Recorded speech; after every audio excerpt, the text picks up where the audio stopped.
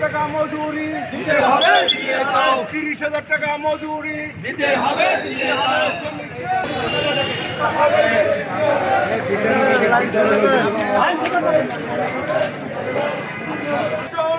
হবে, দিয়ে দাও শ্রমিকদের বীমা সুবিধা দিতে হবে, দিয়ে দাও দিতে হবে, দিয়ে দাও। আমাদের গুণ আছে না, আমাদের সর্ববিষয় এরা সবাই আছে। লিমিটেডের শ্রমিকরা এসেছে, ওখানে ফাইনালের জন্য তৈরি করে তারা বাস্তবায়ন করেননি।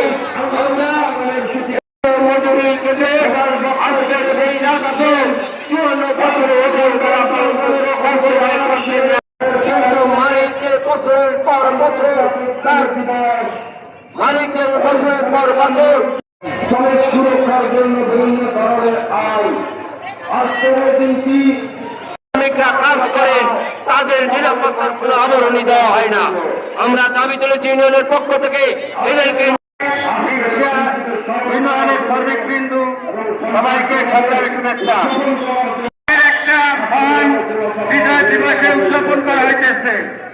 এই উদযাপন